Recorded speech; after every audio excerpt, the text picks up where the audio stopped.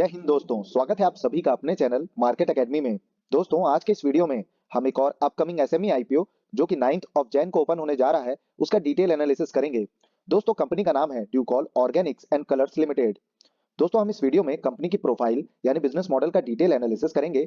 साथ ही कंपनी के फाइनेंशियल्स और रेवेन्यू मॉडल को भी चेक करेंगे और जानेंगे कि कंपनी अपने आईपीओ को किस वैल्यूएशन पे लेकर के आ रही है।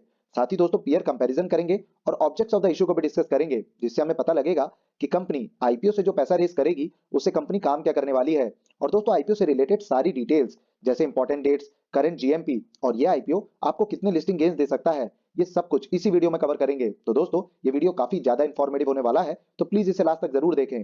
और हाँ दोस्तों, अगर आप चैनल से पहली बार जुड़े हैं तो चैनल को सब्सक्राइब करना और वीडियो को लाइक करना ना भूलें। चलिए दोस्तों स्टार्ट करते हैं। तो दोस्तों सबसे पहले जान लेते हैं कंपनी प्रोफाइल को कि आखिर कंपनी काम क्या करती है। So friend, this company is incorporated in 1994. Ducol Organics and Colors Limited offers a range of pigment dispersions for various industries. तो दोस्तों कंपनी का मेनली काम है जो डिफरेंट पिगमेंट्स और कलर सॉल्यूशन की जरूरत पड़ती है डिफरेंट डिफरेंट प्रोडक्ट्स में, उनकी मैन्युफैक्चरिंग और सेलिंग का काम कंपनी करती है। They offer product like paint, ink, textile, detergent, rubber, paper, plastic colour solutions. तो दोस्तों ये जो डिफरेंट डिफरेंट प्रोडक्ट्स हैं, इनके कलर सॉल्यूशंस में जो पिगमेंट इस्तेमाल होता है उसकी ही मैन्युफैक्चरिंग और सेलिंग का काम कंपनी करती है। They primarily engage in the business of manufacturing and selling of pigment dispersions, preparations, concentrates, paste colorants, and master batches. And having such a broad product display and pan-India customer base, the company serves a variety of entities and industries including paint, ink, textile, rubber, plastic, leather, paper, soap, detergent and FMCG. तो दोस्तों company काफी different different और काफी vast industries को cater करती है, जो कि कंपनी के लिए काफी पॉजिटिव पॉइंट है। And for manufacturing, Ducol Organics and Colors has established two well-equipped and operating facilities located in Taloja. तो दोस्तों टालोजा में कंपनी की दोनों ही मैन्युफैक्चरिंग फैसिलिटीज लोकेटेड हैं, and the company has third manufacturing unit in Mahad in process of getting established with trials currently being conducted.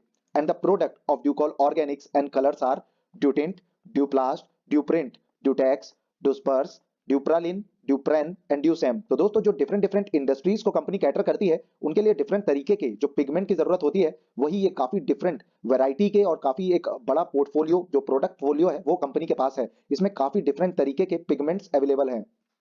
अब दोस्तों किसी company में हमें इन्वेस्ट करना है या नहीं करना है, किसी आईपीओ में हमें अप्लाई करना है या नहीं करना है, ये डिपेंड करता है कंपनी के फाइनेंशियल्स पे कि कंपनी ने अब तक कैसा परफॉर्म किया है और ये आगे कैसा परफॉर्म कर सकती है। तो चलिए दोस्तों कंपनी के फाइनेंशियल्स को चेक कर लेते हैं। तो अगर सबसे पहले हम टोटल एसेट्स की बात करें तो साल 2020 में कंपनी के पास जो टोटल एसेट्स थे वो थे 6140 लाख के। फिर साल 2021 में इसमें फॉल देखने को मिला और ये हो गए थे 5710 लाख के। वापस से दोस्तों इसमें ग्रोथ देखने को मिली और 6347 लाख के टोटल एसेट्स को कंपनी ने पोस्ट किया था। वहीं दोस्तों अगर टोटल रिवेन्यू की हम बात करें तो 7372 लाख से बढ़ करके ये साल 2022 में 8893 लाख के हो गए हैं। और वहीं दोस्तों 4874 लाख के रिवेन्यू को कंपनी ने पोस्ट किया है सितंबर क्वार्टर तक साल 2022 में। दोस्तों कंपनी ने अपने रिवेन्यू को कंसिक्यूटिवली बढ़ाया है, जो कि कंपनी के लिए काफी पॉजिटिव पॉइंट है। अब दोस्तों अगर प्रॉफिट आफ्टर टैक्स को हम चेक करें तो 7 लाख की ही थी सिर्फ साल 2020 में। वहीं दोस्तों इसमें एक्सपोनेंशियल ग्रोथ देखने को मिली, साल 2021 में 281 लाख का हुआ और साल 2022 में फिर से ऑलमोस्ट डबल हुआ, 491 लाख का जो प्रॉफिट है वो कंपनी ने जनरेट किया। और साल 2022 में सितंबर क्वार्टर तक ये प्रॉफिट थे कंपनी ने जो अर्न किया वो है 417 लाख का। वहीं दोस्तों नेटवर्थ की अगर हम बात करें तो 1405 लाख से बढ़ करके ये 2484 लाख तक पहुंच चुका है, जो कि काफी पॉजिटिव पॉइंट है। वहीं दोस्तों रिजर्व एंड सरप्लस की अगर हम बात करें तो 1105 लाख से बढ़ करके 1490 लाख का हो गया है। और दोस्तों टोटल बोरोइंग साल 2020 में कंपनी के पास 2296 लाख की थी, जो कि घट करके 1350 लाख की हो गई है। तो दोस्तों कंपनी ने अपनी बोरोइंग्स को कम किया है, पर फिर भी कंपनी के पास बोरोइंग अभी भी काफी ज्यादा है, क्योंकि जितना रिवेन्यू और प्रॉफिट कंपनी जनरेट कर रही है उसके हिसाब से काफी मल्टीफोल्ड बोरोइंग्स कंपनी के पास है। और एसएमई कैटेगरी की जो कंपनीज होती है इनकी मार्केट कैपिटलाइजेशन ही बहुत छोटा होता है। जो प्रॉफिट भी है वो आप देख रहे हैं कि लैक्स में है, 417 या फिर 491 लाख तक के ही प्रॉफिट, और रिवेन्यू जो है वो भी थाउजेंड्स में ही है। तो दोस्तों इस हिसाब से थोड़े जो बोरोइंग है वो या डेट है वो कंपनी के ऊपर थोड़ा ज्यादा है, पर ओवरऑल फाइनेंशियल अच्छे नजर आ रहे हैं।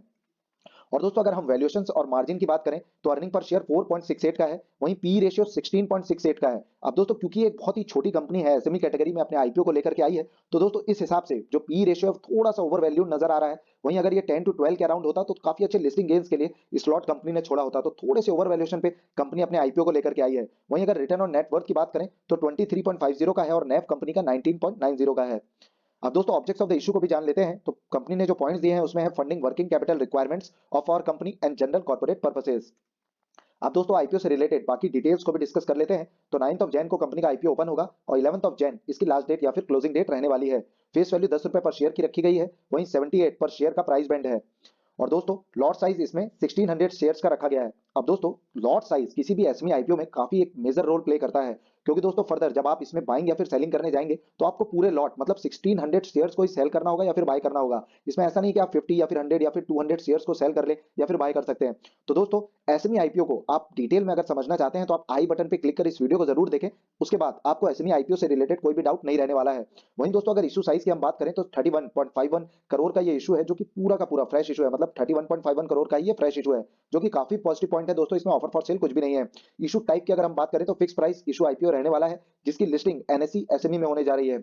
और दोस्तों इस आईपीओ में क्यूआईबीज का कोई कोटा नहीं है। इसमें एचएनआईज का 50% का कोटा रिजर्व किया गया है, वहीं रिटेल कैटेगरी में भी 50% का जो कोटा है वो रिजर्व किया गया है।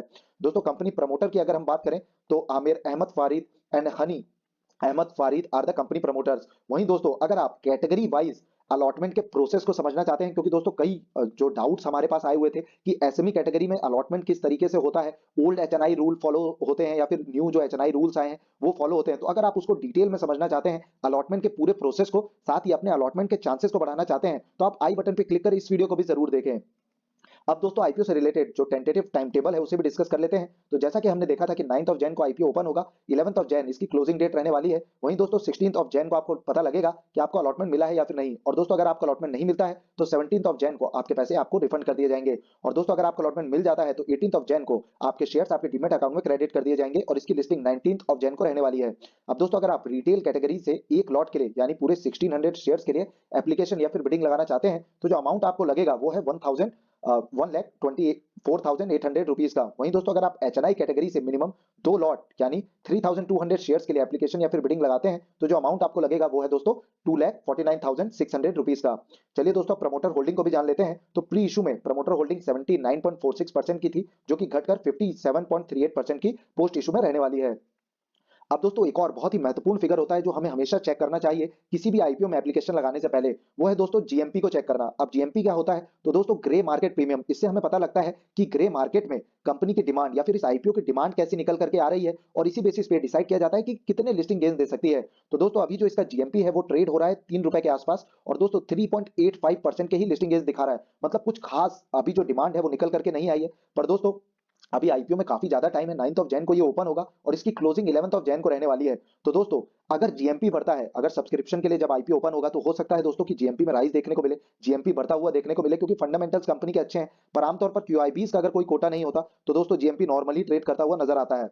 तो दोस्तों अगर जीएमपी काफी अच्छा बढ़ता है और सब्सक्रिप्शन काफी अच्छा आता है तभी हम इस पर्टिकुलर आईपीओ में पैसा लगाएंगे, या फिर और भी कई सारे आईपीओ आ रहे हैं एसएमई में। तो दोस्तों हर हफ्ते ही 3 से 4 आईपीओ आ रहे हैं, तो हम किसी और आईपीओ को फिर बाद में और अच्छे से डिटेल एनालिसिस कर डिसाइड करेंगे कि हमें किसमें पैसा लगाना है। पर अगर इसमें अच्छे रिव्यूज, अच्छा सब्सक्रिप्शन और अच्छा जीएमपी नजर आता है तो हम 11 ऑफ जैन को पोस्ट के थ्रू आपको अपडेट करेंगे कि हम इस आईपीओ में पैसा लगा रहे हैं या नहीं। और दोस्तों हम इस चैनल में सारे ही आईपीओ का डिटेल एनालिसिस करते हैं, तो आप चैनल को जरूर सब्सक्राइब करें और बेल आइकन को क्लिक करना ना भूलें, ताकि आपको हमारे वीडियोस के इंपॉर्टेंट नोटिफिकेशन टाइम से मिलते रहे। साथ ही दोस्तों अगर ये वीडियो आपको इन्फॉर्मेटिव लगा हो तो प्लीज लाइक करें। दोस्तों जब भी आप किसी आईपीओ में पैसा लगाएं तो आप अपने फाइनेंशियल एडवाइजर की सलाह जरूर लें। धन्यवाद दोस्तों, जय हिंद।